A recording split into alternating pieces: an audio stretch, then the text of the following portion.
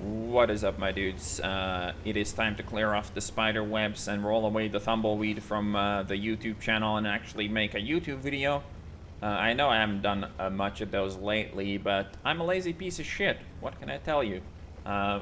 Today, though, we're looking at the game in the Leopard 1, the German Tier 10 medium tank, playing on D-Day and whatever the hell is the actual in-game name of this map.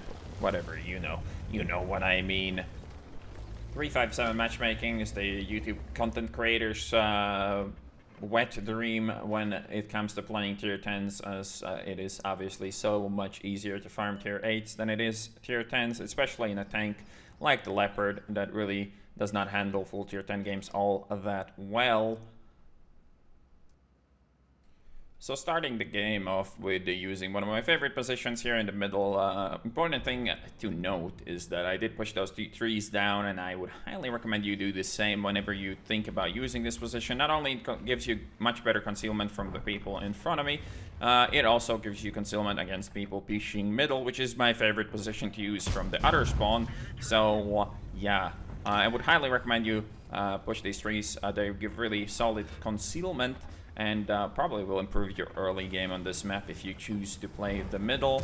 Now we have a Centurion doing stupid shit in the middle, so we will go ahead and try to punish that, and it should not be the hardest shot out there. We also spot the VK 101p, so we don't really want to overpeak this too much, as he probably isn't the only one waiting for me to poke my head up over the top. The E50 is getting shot from probably the 0 line, so we want to not really sit in the open for too long if we are going to peek this some more. Going back to my nest to get another shot on this Centurion, hopefully without being spotted.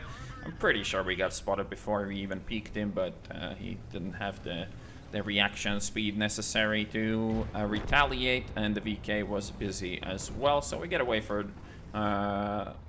with that. And now we have a epic Tiger 2 here. I don't know how I managed to pen the upper plate of such a iconic superstar tank, but somehow we managed. And if you notice the map, I mean, we're winning 4-1, which I guess is nice, but if you notice the map, everybody is on the beach, which generally is a pretty shitty place to be. But maybe we can use the opportunity to farm the people farming the beach and counter-farm the farmers, because they have really, really good shots on everybody on the beach, and they will most likely kill them all. And if they will not, then the Super Conqueror, probably sitting hull down, will kill them all. We do have a 260 there, but the fact that he's on the beach probably already indicates that he's a shitty player, and we shouldn't rely on him to do anything.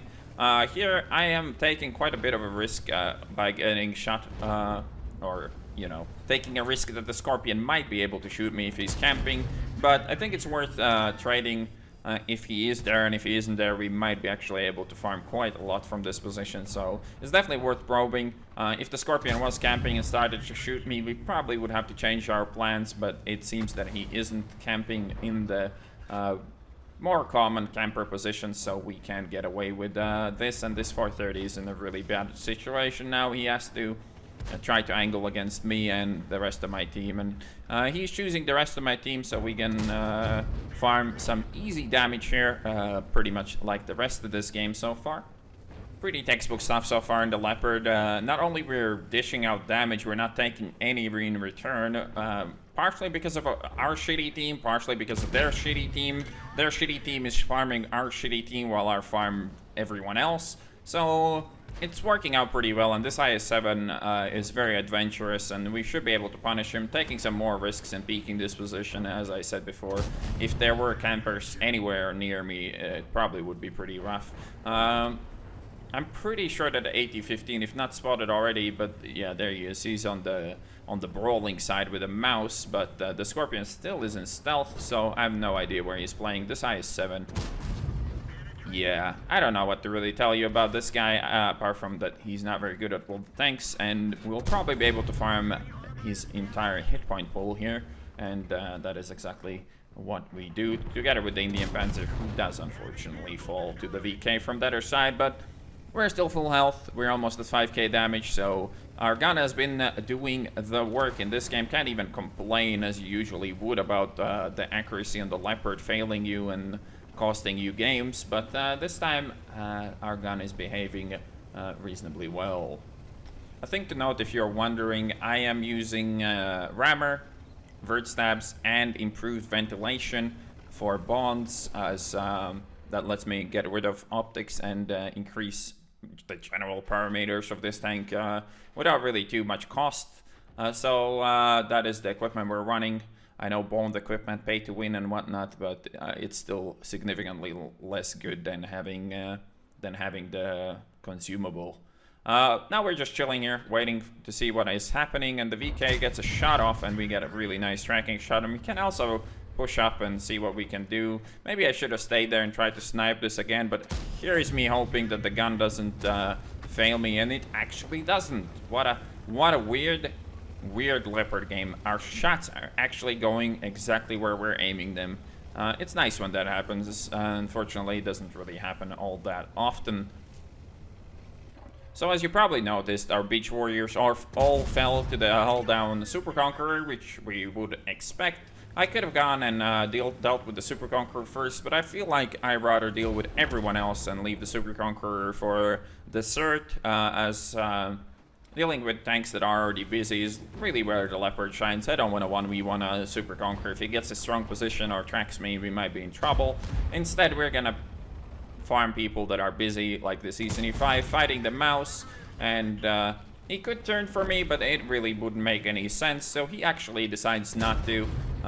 So, you know, while it might look stupid, he did evaluate the situation correctly. There's no way he would ever turn to shoot me, so at least he tried to pen the mouse instead of just turning his back towards him. So, you know, while it looked really dumb, it actually was the best thing the E75 could have done there, and we abused, you know, our teammates as much as possible, and we are already at 7k damage, which, yeah, is a pretty good number for a Leopard.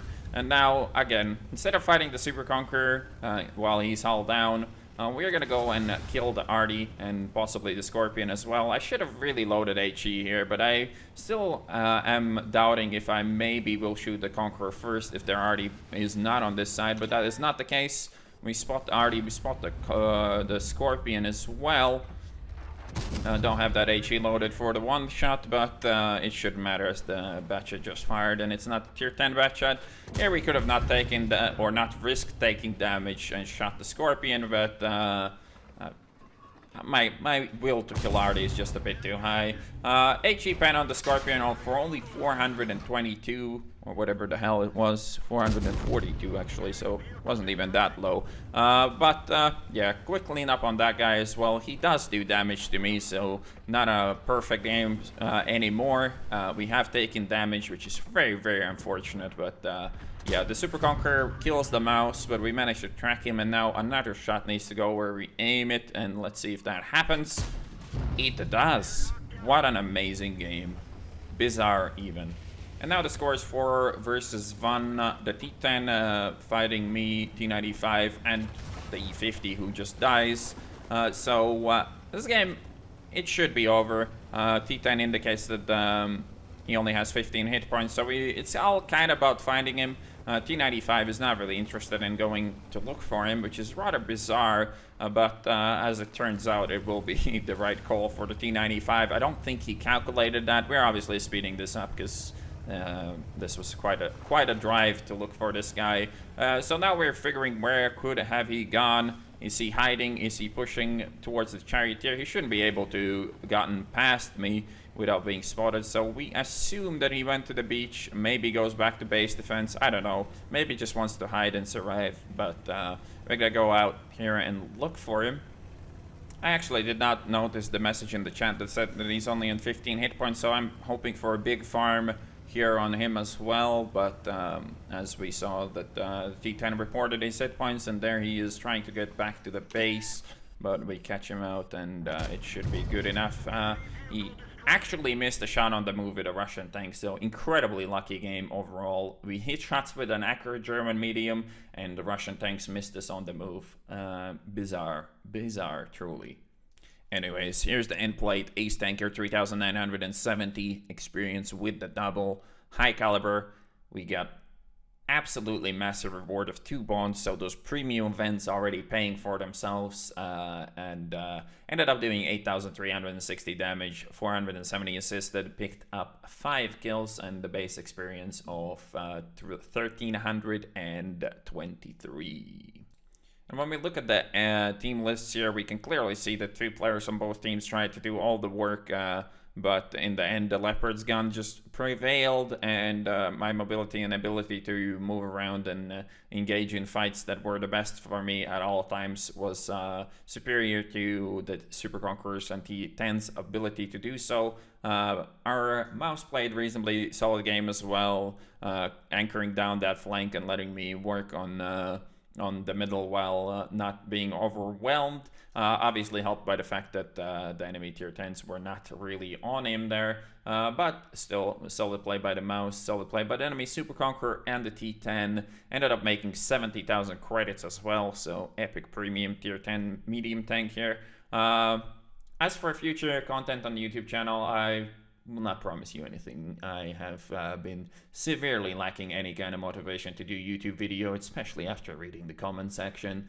So yeah, I'm not gonna be promising much in terms of any kind of reviews, even though there's quite a bit of new content coming in the game. The problem is that if we can trust anything Wargaming says, they plan to rework the game in a big way this year, so reviewing stuff right now seems like a pretty wasteful thing to do. So maybe here we'll get some more ham videos here and there, but other than that, once again, not gonna promise you much. Either way, hopefully you enjoyed this video, and I'll see you on the next one.